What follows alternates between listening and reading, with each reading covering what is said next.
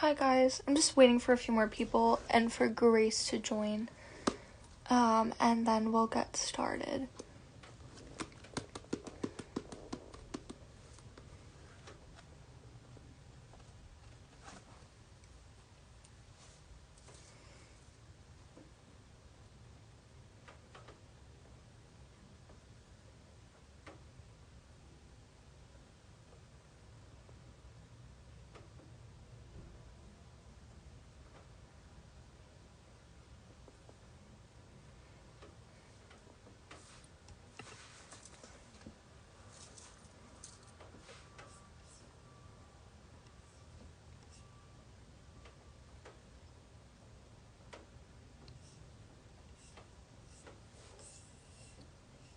Oh my god, I totally forgot to put music on. Should we put music on? um, okay, how are you guys in the meantime? While I set this up. Where is my music? Oh. Sometimes I don't know how to work my laptop. It's kind of sad. Okay.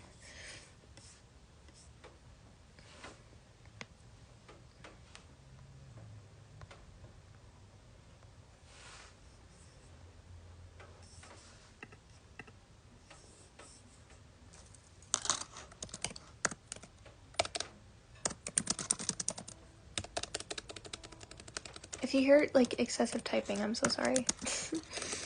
But thank you guys for joining. As I said, we'll start soon. Just waiting a little bit.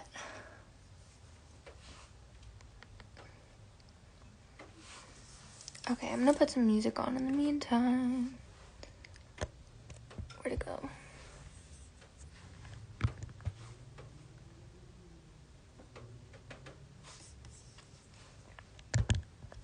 Is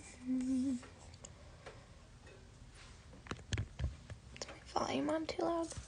Probably. Okay.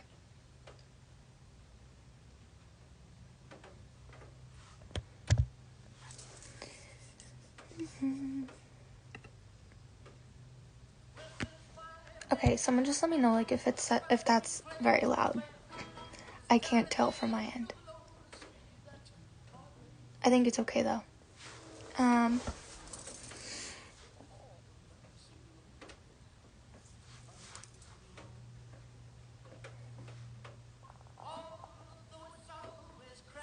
Okay, good. Thank you, Lauren. So as you guys know, we will be talking about Elvis and me today. I enjoyed the book. I actually read this relatively fast. Like only in a few days. It was like a very fast read for me. And I liked all like the pictures and stuff inside too. It was pretty cool. I didn't like annotate this really this time around. I kind of just wanted to, discuss it and yeah, I don't know. Kind of just do like a simple read of it. I'm gonna just check in with Grace to see when she's gonna get here. She said she was gonna join soon, which is good. Oh, there she is. Okay.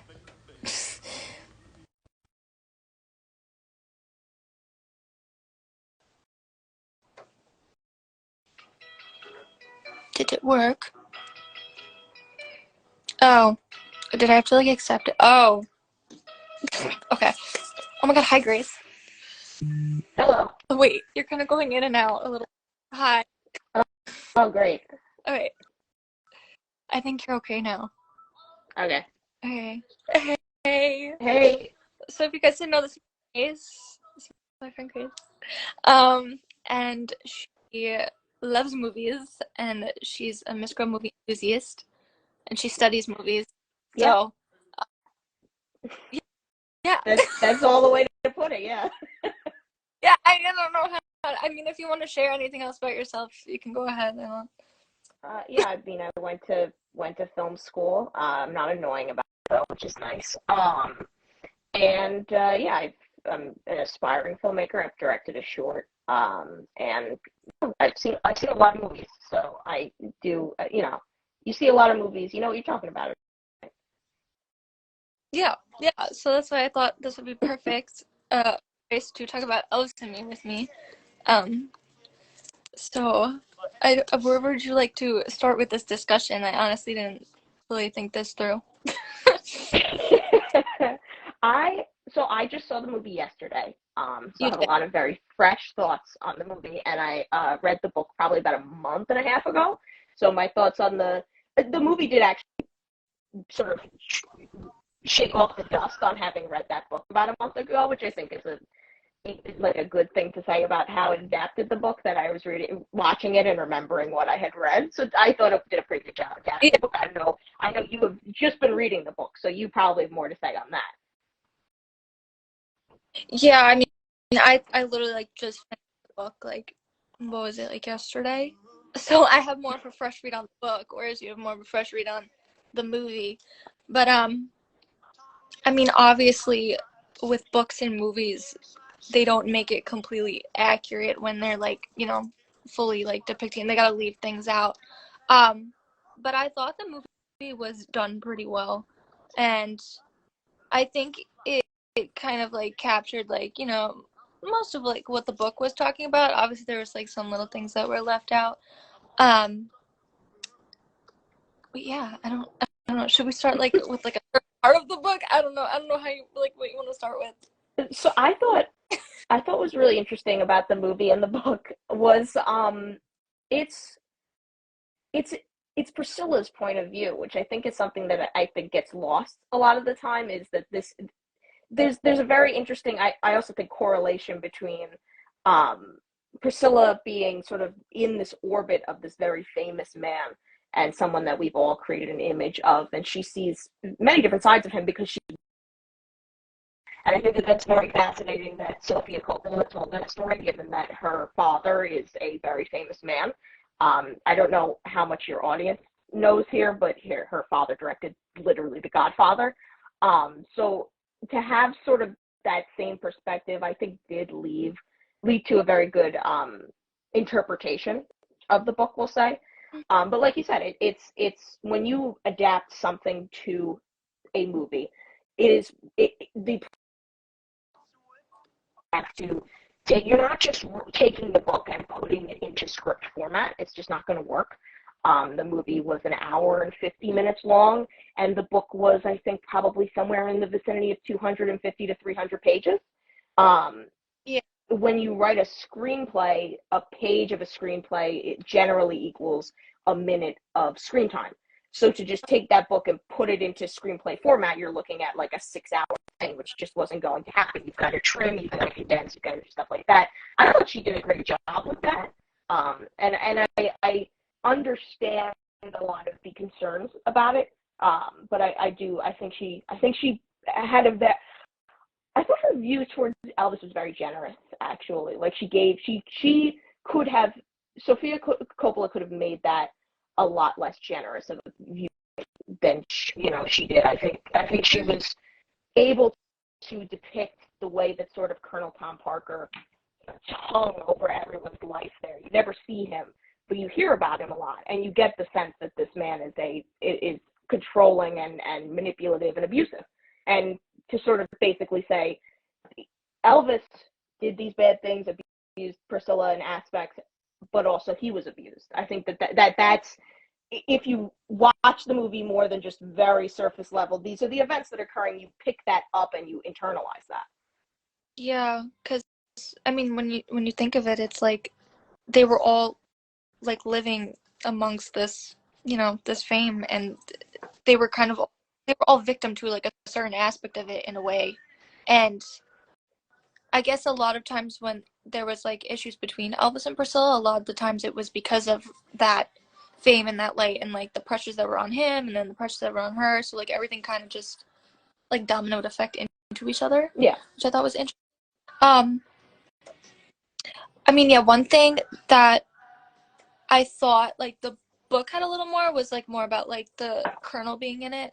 I think kind of having like that presence of him there like on the phone and stuff like in the movie was like a good addition to it. But I kind of think like maybe if they had like a little more of him in there, it could have kind of like explained a little more, I guess, kind of like how much that fame was impacted. But yeah, no, I like I get what you mean with that totally for sure. And I mean, I think like her perspective is very interesting, like, you know, because she was like one of the main kind of like women like in the Memphis mafia per se. So she was hanging out with like all these guys all the time. Um, and then kind of having to, you know, I I don't even know how to explain it, but you get what I mean, I think. Um, Yeah, it's she's a woman in a very male dominated space trying to create an area for herself. And I think Sofia Coppola is the perfect person to tell that story because she had to do that with the film industry. I mean, now we see, you know, Greta Gerwig and Ava DuVernay and all these big name female directors coming up and having great success. But when Sofia Coppola started in 1999, like, congratulations, Sofia Coppola, you are the one woman we let to direct right now. Like, that's kind of where the industry was back then, and she had to carve out a space for herself. In a way, she's the perfect person to tell the story because she can find all the nuances in these things where Priscilla has to find that space, and it's difficult, and you see that. You see her sort of bucking against it at times, and it's difficult for her. I thought that was really well portrayed, and one of my favorite parts in regards to that was that you can sort of feel her loneliness through a lot of the film. And what really struck me was there was a lot of the like framing and blocking of the camera where the shots would be like, here's Elvis, and you can see all of his friends behind him, all these guys around him, he's having a great time. And then the next shot would be Priscilla, and she's alone in the frame, or it's just her and Elvis in the frame. And it sort of creates the sense of like, she's trapped, she's alone in this thing. And while she loves Elvis, she's there with Elvis in the frame. There's no one else there for her in the way that he has all of these guys around him.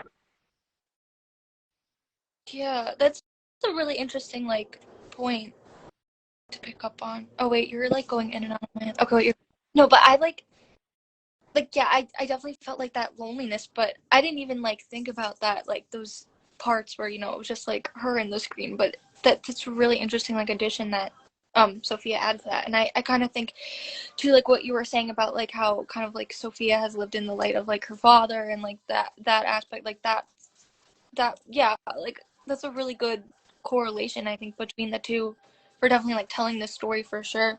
And I think that the actress that played Priscilla did a really good job too. I thought she was really well, like she's very like soft spoken and things like that, but I also felt like she expressed a lot of emotion without really having to say anything or like said a lot without saying anything, which I thought was really good. Like you can kind of just like tell in her expressions like what was going on in her head or like even just like standing there, I was like, I get it. Like I know what you mean. Yeah, Kaylee Spaney is her name. She's very expressive. A lot of really good like expression in just her eyes, where she's able to sort of hold this very concealed expression, but you can read in her eyes exactly how she's feeling. I thought she was fantastic, and she actually won the Best Actress award at the Venice Film Festival for this performance, which is very impressive. It's an award that usually leads to some amount of awards consideration, maybe not an Oscar win, but she will be somewhere in the conversation for an Oscar for this performance, I'm sure. Mm-hmm. I mean, I think like even like I saw some of like the press things that she was in, and she seemed like so nervous. She's like, I'm sorry, like this is the first time I'm doing this. But, like, um, yeah, very humble and like she was a good person to play this part. And I mean, yeah, I don't. I'm like everything because I feel like I absorbed so much of this in such a short time, so I'm trying to like compartmentalize things. Um, One thing that I thought about was like a big part in the book that they didn't really have in the movie was about like the horses and the ranch and like that aspect. I mean, I know that like wasn't like very important, but I think that would have been like something interesting to see because you also kind of see the relationship with like the colonel and like their money situation and like Vernon's worries and things like that. Um, but as obviously like this book was about her and her perspective, so it makes sense as to why those things were taken out. Um, but I do think there's like a lot of little things in the book that are very important that if people have not read the book and just watched the movie, like they really should take the time to read the book because there's certain things in there that like you wouldn't know or you wouldn't, and like even just about like Elvis's generosity and or like the fact that, or like the lasagna story, that's like one of my favorite stories when she and they were all like, and then he was just like, I'm gonna eat Oh, it. it's great. Like, This is the best thing I've ever had. so good. Like, I thought that was so funny, and I thought that would have been a funny thing to like have in the movie, but obviously, you know, the movie was a lot more serious than, you know, or even like the fact like at Christmas, she gifted him like bongos or something. I think it was Yeah, bongos. yeah, it's bongos. And he had like a whole room of them, but like he left hers out on display. Yeah. And like found it and was like, what? And he was like, oh, I really needed these. Like, no, he didn't. He had a ton of bongos. Character things. Oh, sorry, were you saying something? Did I cut you off? So no, it's fine. It's like as I'm going in and out, you're also going in and out. So I guess this is just a connection thing. But I just want to say, like, this is going great in regards to like those things. I actually wouldn't be surprised if they were either in an earlier version of the script. You know, obviously these things go through drafts; they have to cut these things. Yeah. Or if they were deleted scenes somewhere, which I would say in, you know, through 2 or 3 months, whenever this comes out on digital for you to own or on Blu-ray. I'm a huge Blu-ray person, physical media. That sort of stuff does get included, so I would keep an eye out for that. But also, the stuff with the ranch would be very interesting to include in this, but I wouldn't be surprised if that specific section and that specific story was cut solely due to budget. Yeah. Which this movie had a horrible time of it with in terms of like the production and the budget, because it's a period piece. Yes, it's about Elvis, but all period piece with, you know, small name actors. The budget was not huge, but like Sofia, I mean, the stories are out there. Sofia Coppola was going to offer Lordy just to get this thing funded. Wait, I lost. You know, that's like a big. That's a problem, and that's a problem with the industry. But like, something like that does get cut more due to budget than anything else, because you basically have to go to the ranch, get the horses, you have to do all of that. So I wouldn't be surprised if she wanted to include that at a certain point, because this thing's only an hour and 50 minutes long. It has the space for it. I'm sure that was probably just a budgetary thing. Yeah, absolutely. I mean, even like the fact that like the first time like she went to go out and visit him, I remember, if I'm recalling correctly, they went to LA first, so she didn't go to Graceland until I think it was around Christmas. So I thought that was interesting that they switched for the movie, and I thought that was honestly probably a better thing to do, just that was such a big thing of like her going to Graceland. But yeah, I mean, it is a shame that like, you know, like a lot of movies have like such limited time spans to film things, and they can't do every single thing that they want to do. But I definitely think going to see the movie like beforehand, I was really nervous about it, because I was like, "Ooh, how's this gonna go?" And then after I saw it, I was like, "Okay." I was like, I didn't think it was bad in any way, and like the one thing that probably bothered me were the transitions at the time. But then when I really went and read the book, I was like, these chapters are like really short. Like that makes sense. People did that because it's like we want it to kind of mirror that like pace of the book, you know. Yeah. It also felt like a because that's something that can be used as like a storytelling device, where it's less of like, this is a story and this is all of the pieces, and more just snapshots. So that's what it felt, because that's kind of what the book felt like too. It was snapshots. You weren't getting every single moment of their lives. It was, this happened, and then like a little bit later this happened, and there's moments in between there, but they weren't significant enough or interesting enough, or even just, you know, they didn't fit the story you're trying to tell. You can't tell every piece of the story, or else every movie would be 40 hours long. Absolutely. And like if you think about it too, kind of like the way it was written in that fast-paced way, it really like emulates that fast lifestyle that they had. And kind of like, if you think about it, like even though she spent many years with him, it was such a short period of time in a way, and like his life was cut short too. So I thought that was a really kind of like a good like layout thing with the book as well, because it kind of made you feel like you were going in that same fast pace as she was. So you kind of felt like you were in her shoes in that way, which I thought was really interesting. I mean, one thing I thought the end was like a little rushed, but like I understood that. And I liked that in the book, you kind of like the first chapter, she talks about her finding out that he died and then kind of like going back in time and like starting from the beginning. And I really liked that. I mean, obviously that wasn't something that they did in like the movie. In the movie, she drives away and then they kind of like don't go into like all the other stuff, which is understandable, of course, with time and budget. But I definitely think it did show that she was starting her new life, you know, and just doing her own thing for once, which, you know, like it's kind of it's like empowering in a way, especially I Yeah.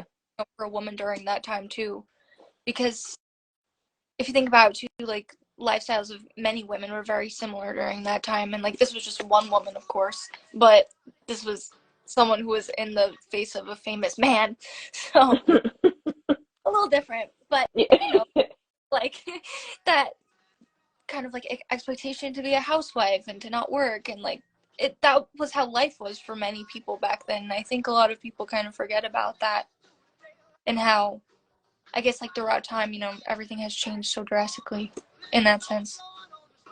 Yeah,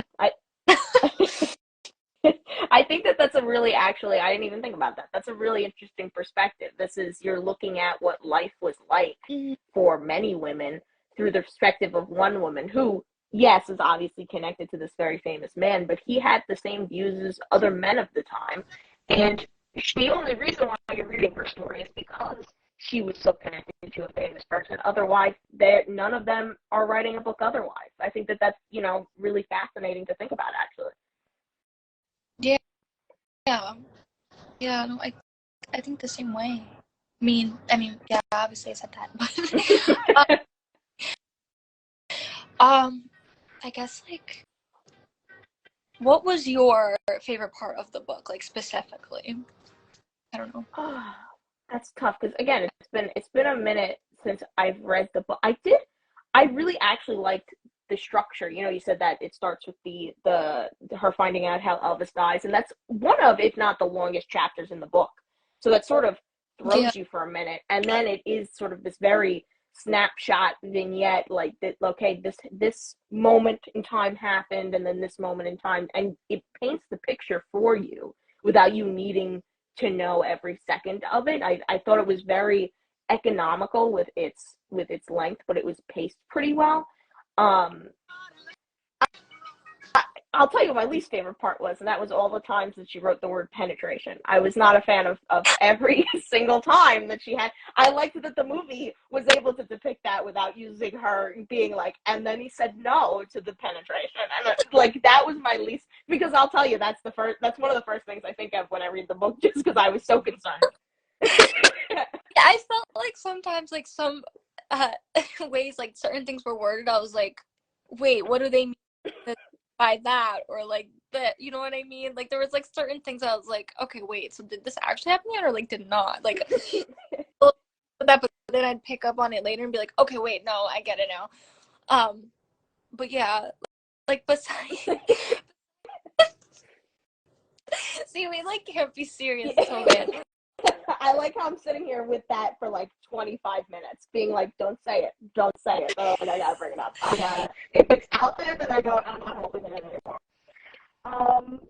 I think Like, what I liked about like the book was that it was able to be very. It, this is a situation, again, many women face this gender dynamic, really, but it was able to be very generous towards him in a way. Like, you would, many other women in this situation of this famous guy going out there, and yeah, I love him and he loves me, but also like there's all this weird stuff at play because the infidelity and abuse and everything like that. It was very generous towards him in the fact that it was it was understanding. It didn't exonerate him of anything. It didn't say, "Oh well, like it's bad," but also I love him, and And there's a level of respect there that I think is granted, that I think it's lost sometimes when we talk about any modern perspective on, you know, their relationship especially, but any relationship of that sort from that time. We sort of get bogged down in this like black and white, well, this is wrong, so the whole thing is wrong. And yes, obviously abuse and infidelity and everything like that is wrong, but at the same time, relationships and people are very complicated. And the book captures that feeling very well, that it's like, I can love someone who did something terrible to me because I also am holding the good parts too. And I think that that's a very mature and very like true way of saying that. I liked her perspective. I thought it was interesting because so many people want to ascribe something to the relationship from either side, really. Like either people who are diehard love Elvis fans or diehard can't stand him. They both want to ascribe something to this relationship, but the two people who will be able to tell you about this relationship the best are Elvis and Priscilla. Yeah. And you really can't say one of them is wrong in any way. Yeah, I feel like people forget that there's like a fine line in a relationship between, you know, the two sides, and it's like, it's not going to be perfect. Like, no relationship is ever perfect. And of course, you know, this book captured moments that obviously were not perfect, but at the same time it did capture the good parts of it as well. And it didn't just like fully focus on the bad. Of course, but that's just like how every relationship is going to be. Like, it's going to be messy, it's going to be confusing. Of course, this relationship is going to be a lot more confusing because it's that famous relationship. And I think some people that aren't really fans of Elvis, like, they forget that like Elvis was one of the first people to really have like such a huge career. Like, obviously there's other people that had careers during this time, but he was so big and like so monumental, and there was constantly like people outside their gates and things like that. And even like when Priscilla like described about this like car of people following her one day, and she was like fed up, like, you know, which is understandable if you have people constantly following you all the time. But yeah, I think a lot of people forget the pressures that not only like she had on her, but like that he had on him and everyone else that worked around him and in that lifestyle. And it was kind of like, in a way, they all had to navigate that and figure it out for themselves, because it wasn't really like that, you know. There was a big shift, a big change in, like, I guess, like, you know, a regular lifestyle, especially from him who came from a very poor family, and now he had all this wealth, and like, what do you do with it, you know? And obviously he wanted to do a lot of good with that, but, you know, it was, at the same time, it was very difficult for him. It was a big burden for him, and because of that, it became a big, you know, I guess kind of like a burden on her and like her needs as well. And I guess that's a tricky thing, like, even I guess in any modern relationship now that kind of experiences that limelight and that fame, like, how many times do we hear about some random celebrities breaking up or like getting together, or like, you know, constantly. And maybe there's a lot of, you know, normal people that are like, why are all these people still breaking up, and like judging them, but we're not in their shoes. We don't know their lifestyle. Like, we don't know how they navigate their day-to-day. It's very different than how we do, you know, Yeah. especially if you're in the light and you're not in the light. So I think that, you know, the book kind of explains that to the everyday person in a way. Yeah. Mm-hmm. Yeah. It's you know, and you said this is a level of fame that is completely incomprehensible, that I think, yeah, other people have been this famous before. I mean, before him, you look at someone like Frank Sinatra, but the way that the fans behaved and Yeah. the media behaved towards people before Elvis was totally different. Elvis was under so much pressure just within his fame, where you've got the fans who are going insane and are trying to rip at his clothes and stuff like that, and the media tearing him down every second that they get, and then him going into the military and all of that weird stuff in there, you know. But that level of fame where the fans are going like that, the media's going like that, I don't think has really been seen that much. Like, we know the big examples of it: Elvis, the Beatles, more recently a band like One Direction or something like that. But it's so incomprehensible, I think, to us. Like, we can look at it and say, oh, we know that's got to be pretty crazy, but you have no idea how crazy that is. You can't walk down the street. But just think about that. You can't walk down. She couldn't go. Priscilla couldn't go. She's not even the one who's famous in the scenario. She couldn't sit out in the lawn and play with her dog because it's making a show. Like, that's insane. Think about, like, just really, I always think about it. I'm like, just sit there and think about that. You can't go to the store. You just can't. Oh, It's bizarre. So that's so much pressure on you where you're like, that's, again, you're trapped. You're in this situation. And that's going to mess with a relationship dynamic no matter how strong. Something has to give somewhere, really, is the issue here. yeah.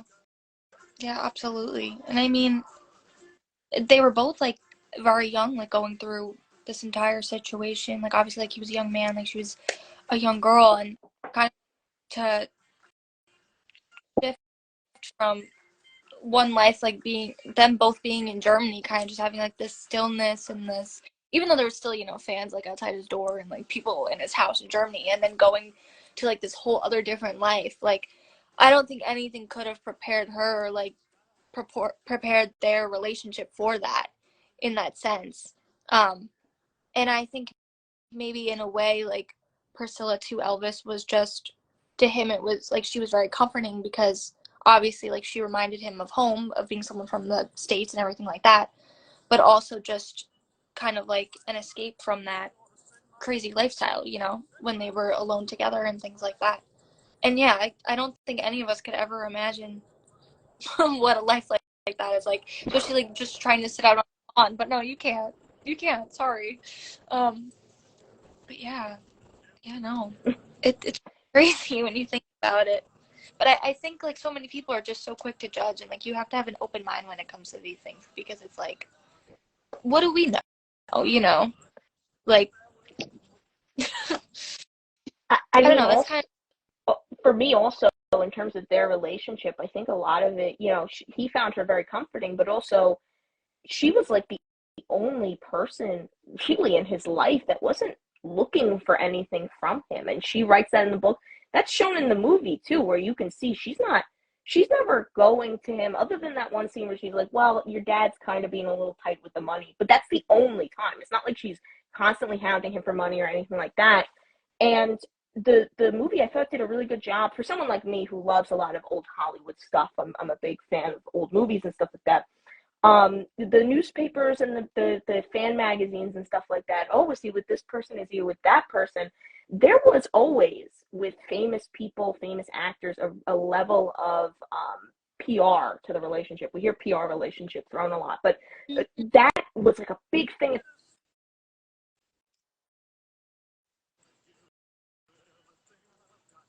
They both work for the same movie studio, and that's really good for both of their careers. There was always going to be an aspect of Elvis and Anne Margaret, or Elvis and Nancy Sinatra, no matter how true or intimate or anything like that the relationships got, that was going to be mutually beneficial for both of them, but also for everyone around them. So yeah, this was the only relationship where no one got anything out of it other than him and Priscilla loving each other. yeah. I mean, if you think about it too, kind of like her perspective of, being at Graceland and then seeing all these magazines and all these newspapers, like it was very hard to probably, for someone like her to navigate like what's true, what's not true. And the thing is, like, none of us will really know exactly what is true and what isn't true. Only they will know that. But even, yeah, even like today, like there's a lot of, big PR moves like that. And it's kind of, you can't just believe like every single thing that you read in a paper or you see. And obviously with these movies where like Elvis and whoever his leading lady was, and they're going to be like, yep, they're being seen together because that's, Yeah. promote it, or they're going to be like, they're together now, they're going to be engaged or something, like, so there's always going to be something like that. And I really liked the kind of like the spreads and the things that they made in the Priscilla movie for that, and I loved like the pictures of that they had like an actress as Anne Margaret, Yeah. and like they had. I thought that was really cool, like how they navigated that.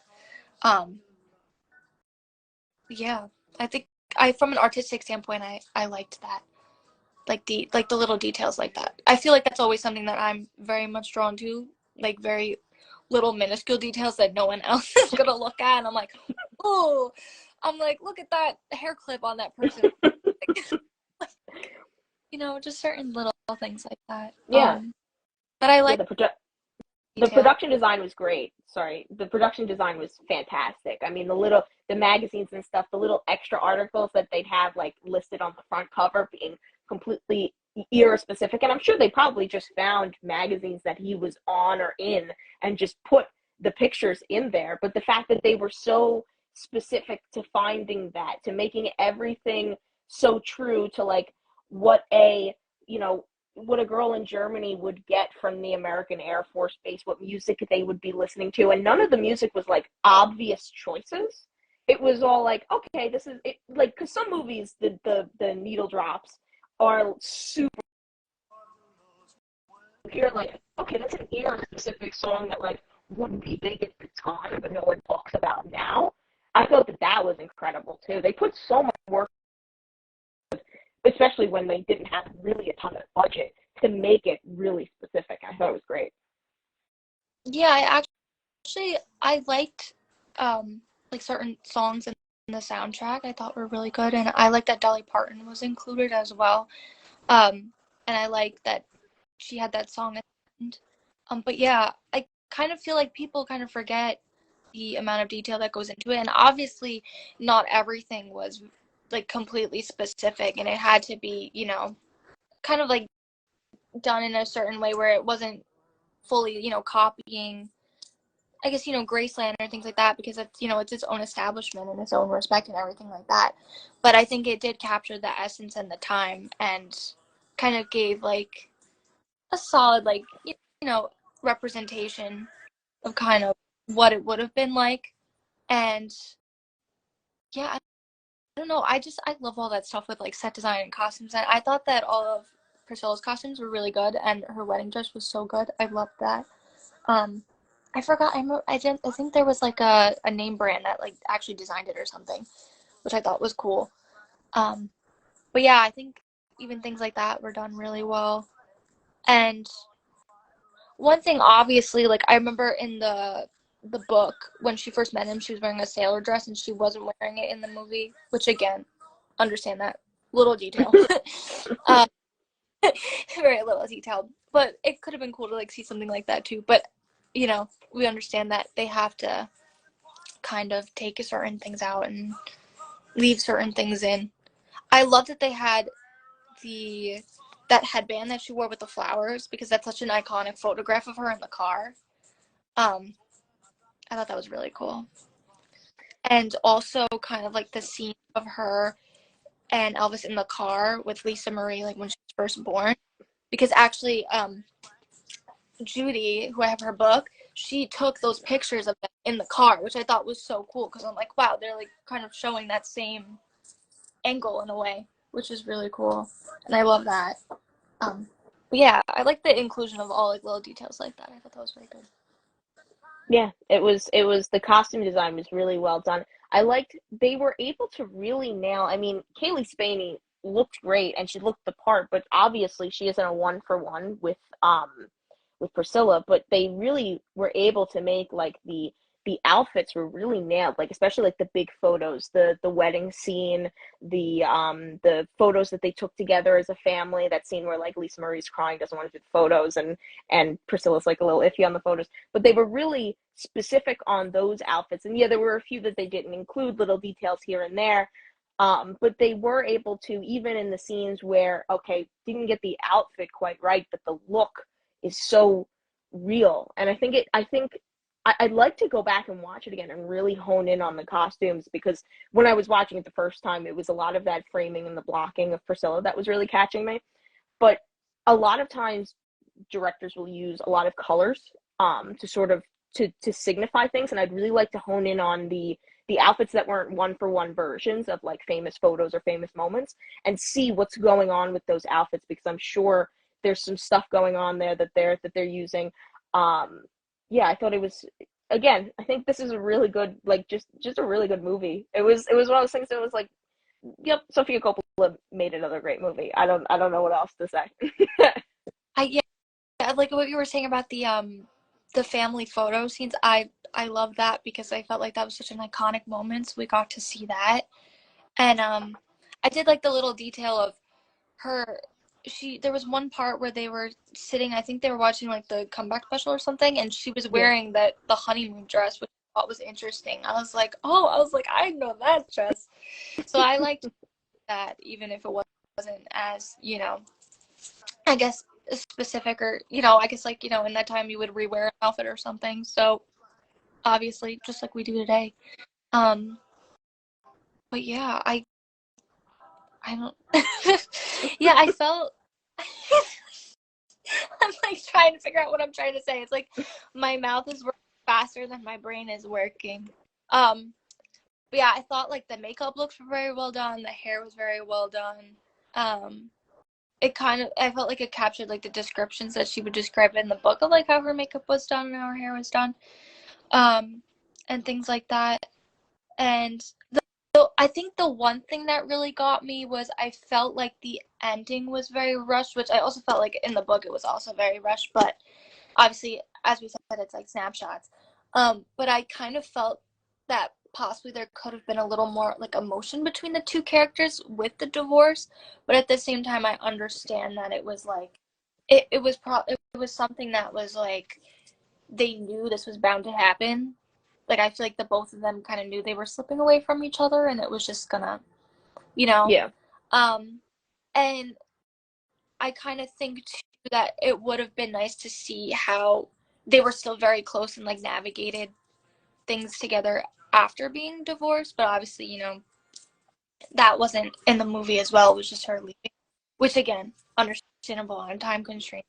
But I feel like that would have been an interesting thing because also I thought their divorce in particular was very interesting, and when they were both like signing the papers, but they were sitting down like holding hands with each other, like you wouldn't normally see that with two people getting divorced, but in a way it's like, they grew together over time.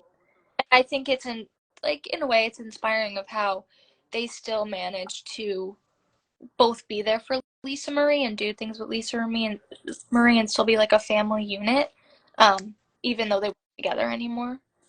And I think that really goes to show both of their characters and how they were able to grow from the situation and kind of just, you know, they didn't have like grudges or anything like that, which I kind of feel like in most cases a lot of people do.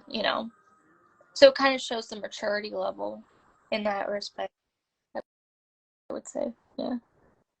Yeah, it's one of those things that I think I agree. I think that would have all been interesting to have in the movie, but I also think the movie's ending is really perfect. I almost wish there was like a short film that was like an epilogue, like that you could watch afterwards. Yeah. Because I genuinely think like the movie ends perfectly. I will always love you, Dolly part, which I think does actually, that song choice really encapsulates a lot of that feeling in there. But yeah, I would like that stuff's really interesting. It would be great to see. I just wish it was like an epilogue of like a short film that would play like after all the trailers, after all the credits. It's like here's a 15-minute short film that shows you what happened afterwards. Because I don't I thought that ending was so amazing, and I genuinely like moved me in a way. I thought maybe what would have been kind of interesting too is like when she was driving away, if they had like kind of like a really quick like still to still kind of thing of like all their memories like flashing back and forth.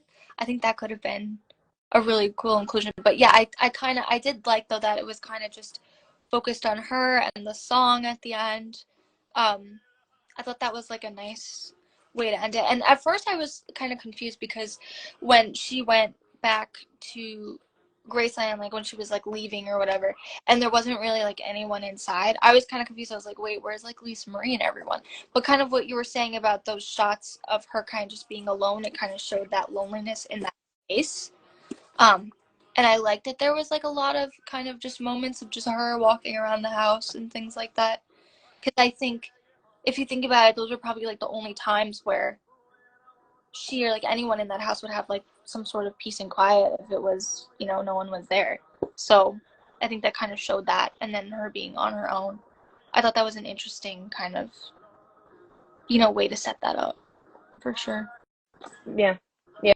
I mean, the ending of her driving away with that song playing, I think it sort of juxtaposes the two feelings that she would be feeling in that moment, which is sort of general, obvious, endless love for the situation and for Elvis and for their family that has now run its course. But also her leaving, her driving out is like, because the book gets into, she would go out with her friends. She got this new car. She'd go out with the friends occasionally, like stuff like that. But they don't show that in the movie, and I think that that's a choice because when you show her driving away at the end, so much of this movie has been Priscilla in Graceland. Occasionally she leaves, but it's so much of it is Priscilla in Graceland. And at the end, she's leaving, she's free. And I think that also ties back to she went from living with her parents in Germany to living with Elvis. She's never had that moment of being on her own, being free in a way. And now that's why we're ending here, because that's the end of the story before Priscilla gets to live her own life at this point for the first time in her entire life. She's never had her own solo, okay, this is my life now. And I think I think that was a really well like made like and done ending. Mm-hmm. Yeah, no, I agree with you. I think that makes a lot of sense, honestly. And yeah, like kind of like if you think about it, like you were saying, like she had her family in Germany and then she had Graceland, and it was kind of like she was constantly, you know, living a life with like all these other people and like what they wanted from her, but not what she necessarily wanted. And like I think also too probably the amount of times like her parents were like, no, this is probably not a good idea. Like that made her more want to do like her own thing in a way. And I think kind of like her being with Elvis like felt to her like she was doing her own thing, like she was escaping from her family in a way, you know, kind of like Yeah. living her own. But then it's like then she got into an kind of like another similar situation in that respect where it was like she wasn't really doing her own thing. She was living in like the shadow of fame. So it's kind of like an interesting for sure. Yeah. Yeah. Yeah.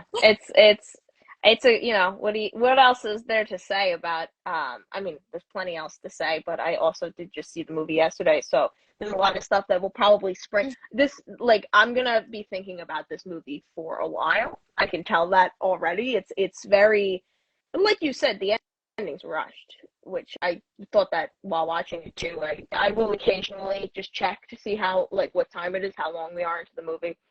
And I think like by the time it started to get to like, okay, this is like the last part of the story, it was like there's like 15 minutes left, and I was like, oh wow, this is gonna be, we're gonna race to the finish here.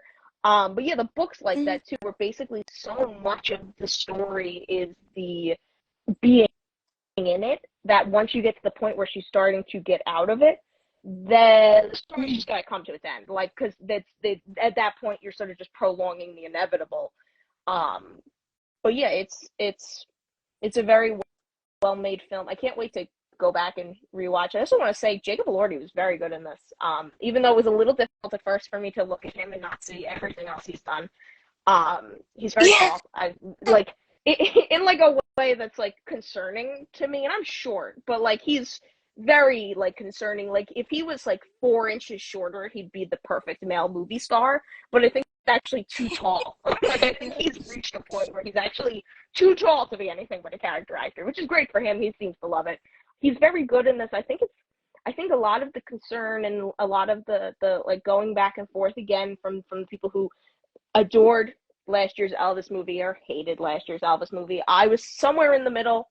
I thought Austin Butler was obviously fantastic in it. They're two very different performances. I actually don't think you can compare them, because I think Austin Butler's is Elvis through the eyes of Elvis, and I think Jacob Elordi's is Elvis through the eyes of Priscilla. So I think they're two completely different performances, and you really, you know, they're the same person conceptually, but but I think they're played so differently because he's not playing it to be Elvis the image or Elvis the person that he saw himself as. Jacob's playing Elvis the person that Priscilla had in her life. It's subtle differences, but I thought he was fantastic in the movie.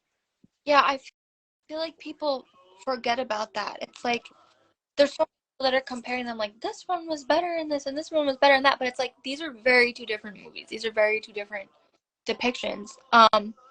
I was impressed by Jacob's like accent at some points in the movie because like even when he was like "Viva Las Vegas," I was like, oh, I was like nice. I was like, that was well. But like obviously, people are gonna compare the two, but I feel like there's just no room to do that. There really isn't. It's just two very different things. Like Austin did, Jacob's not Jacob. Oh my God, Austin did Elvis's life from a teenager to being an adult, and that's such a large, wide, like span of time, and then Jacob did Elvis from just that time with Priscilla. So again, it's very, very different. So yeah, I feel the same way about that.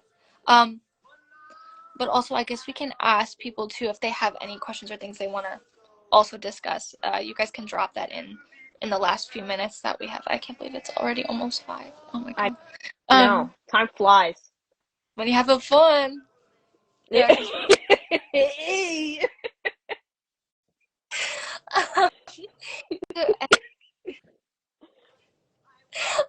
I can't do anything seriously with Grace.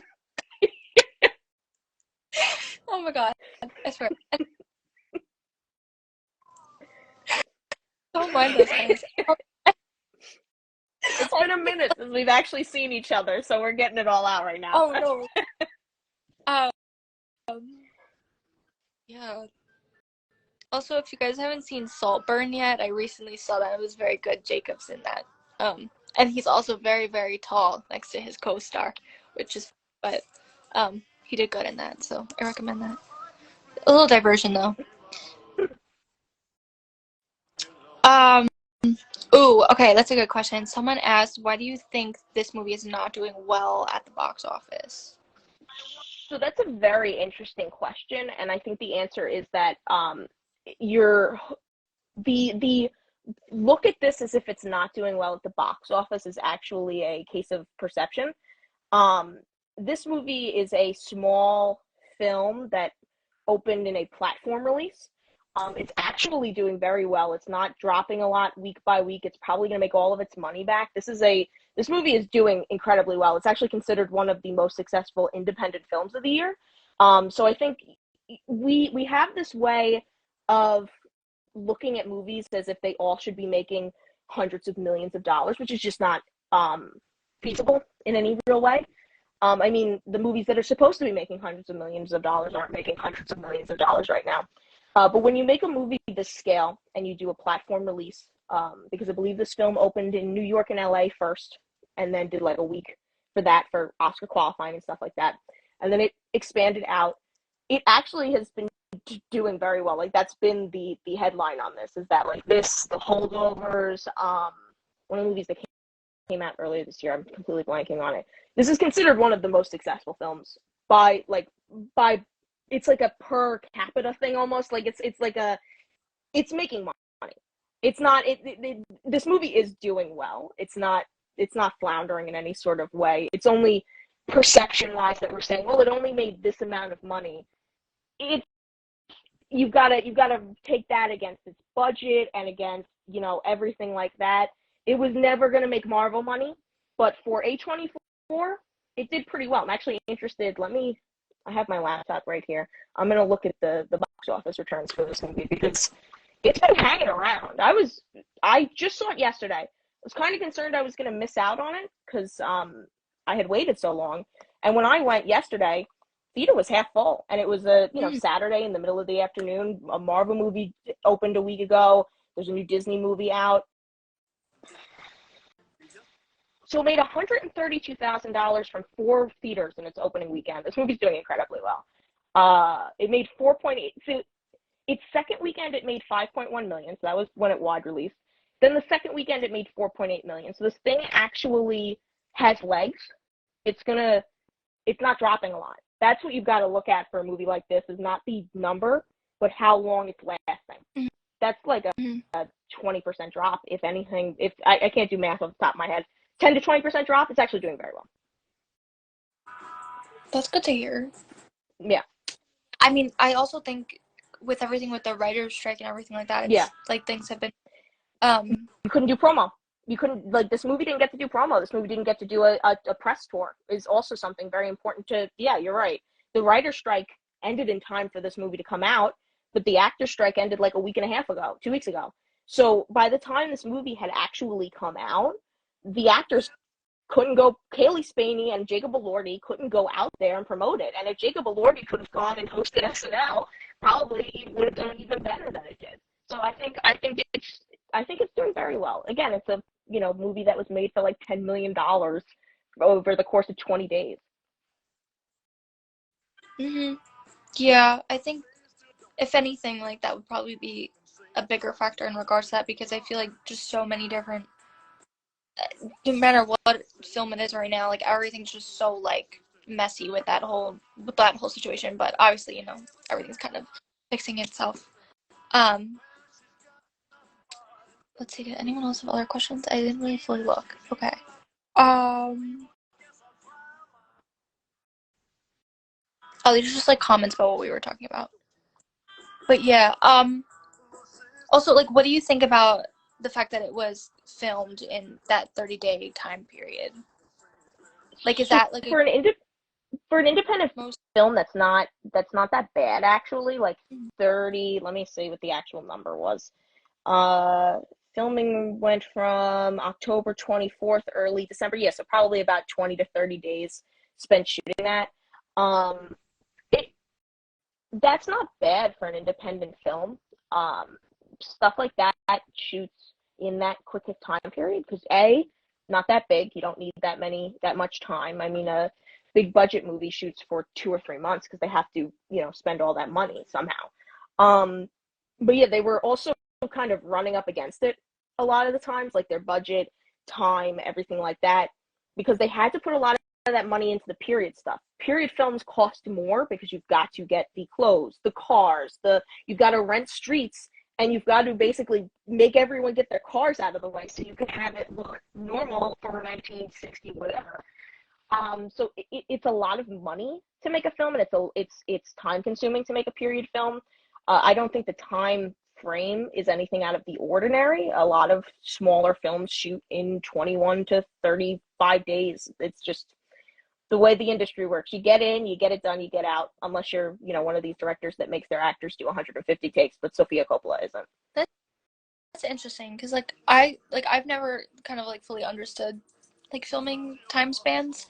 And I've never realized, like, a lot of times, like, it can just be like a month or something like that, Like, I'm always like, oh, they took like a year to do it, but that's also because they have to edit. Someone else said that Lisa Marie was against it.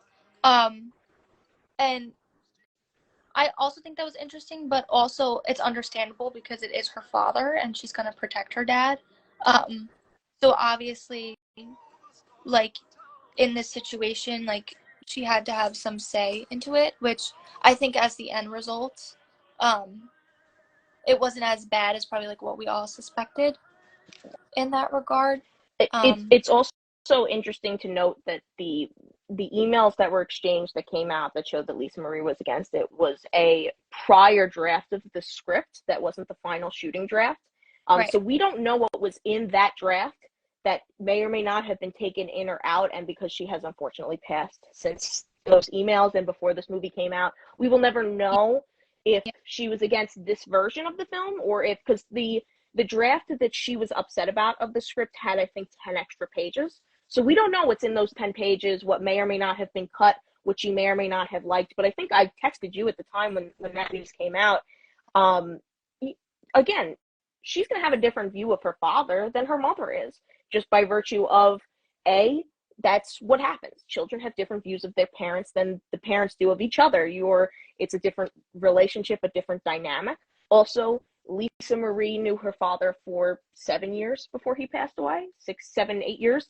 Lisa Marie knew him, Priscilla knew him for, 15 to 20 years, whatever the actual time span is there. It's just going to be different.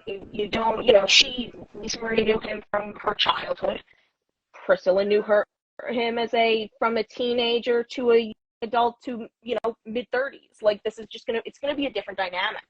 So Lisa Marie might say, well, this is how I saw my dad, and I don't like that this is what's going on. And Priscilla could say, well, that's what happened. And it's just, you gotta, someone's gonna get upset. Every time a movie gets made about a real life person, their family gets upset. It's just the name of the game. You could be as open and honest as possible, or as closed down and as generous as possible. Someone's going to be upset. And I think it's what happens, because film is not real. And I think when you have to make something, I think cinematic, people, it's not going to be real. Yeah, like, you have to make it in terms of entertainment purposes. And obviously, like, I remember I was talking to you about this too with the Elvis movie. Obviously, in it, Elvis finds out that the colonel's not actually a colonel, but that never happened in real life. Like, that was just included in that for the movie for the dramatic effects. And obviously, certain things in the Priscilla movie too, like certain things would be added for dramatic effect. But like, any movie is like that. So any movie that is made about someone's real life, it's not necessarily going to be fully true.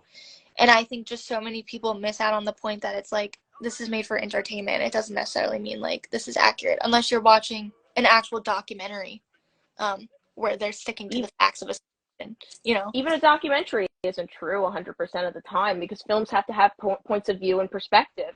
And it's going to be the point of view of the filmmaker. And the filmmaker could be very fly on the wall, cinema verite, like, I'm not going to do anything to this. But you've got to edit the film. You're not putting, 40 hours of footage together and just giving it to people and going, this is the whole story. So there's always going to be a point of view to a film, and there's always going to be a perspective. And it's not always going to line up with how the person being depicted feels about themselves. Yeah, and I think too, people forget, like, it depends, like, especially if it's someone that passed away or something like that, there's going to be different people's perspectives from their life, so it's not going to, like, fully be that person's perspective, or, or, like, even, like, like, there's, like, I feel like there's just so much that goes into making a movie that people forget about, and, like, so much information that they collect from different people. And obviously things about Elvis, for sure, there's been a lot of, like, different stories based on different people. So sometimes, like, we don't fully know what is what in that respect. But I feel like that always happens. Like, there's going to be a different perspective from each person that's been in that person's life. But yeah, I think that's, like, a big thing to have an open mind of. Again, Yeah, for sure. That's the way it crumbles with making movies. It's one of those things that when you actually, sit down to write a movie, it is incredibly difficult as someone who has written several things. It's one of those things that you try and find the right way, but sometimes you've got to kill your darlings, and you got to figure out the way to make it work for the narrative. I see someone asked if we watched Marie Antoinette, the Sofia Coppola film. Have you ever seen it? I haven't. I've seen stuff about it, but I'm interested in watching it. I've seen every Sofia Coppola movie. I'm a fan of Miss Coppola. That was one of the last ones I watched, actually. I don't know why I waited on that one so long. It's fantastic. It's a really interesting, like, satirical look at, like, sort of too much wealth, and, like, it's funny. It's really funny. Kirsten Dunst is great in it. I think you would like it, actually. Yeah, I always see so many things about it, and I love, like old period piece, like the costumes. Yeah. So it looks very well. I definitely need to check that out at some point. Yes. But yeah, I think this has been a very good discussion. Yeah, I had a great time. Thank you so much for joining me, and I read on all film information that I just don't know or understand. So thank you. Because, obviously to the natural eye, like, people that aren't behind the scenes wouldn't understand these things. But yeah, I love your perspective, and I appreciate you being here. Yeah, and I think we had a good time. I hope everyone else had a good time. I don't. Okay, I did. Someone asked what the next book is. I have not put it out there yet, but for the month of December, I'm thinking of kind of extending it and not having the next book club at the end of January because of the holiday season, which probably makes sense, right? Yeah. I don't want to bombard everyone, so I'll give 2 months for that. So we'll figure out what that is soon, and I will post. I mean, I know what it is, but I'm not gonna share it just yet. But yeah, so stay tuned with that, and also, again, I want to thank Benita's on here, so I want to thank her because I have the June book that she gave me. I love it. So this will be a contender for sometime soon. And Grace, I definitely recommend this. I've heard this is very, very good. I have not read it yet. All right, I'll check it out. Yeah, for sure. Yeah, and then yeah, again, for anyone who hasn't seen Judy's book, I love this. It's so cool. There's actually, if you guys didn't know this, where'd it go? There's a picture of, yeah, Priscilla with the car that she has at Graceland. This picture was taken by Judy, which not many people know. What I think is so cool because it's literally exhibited there.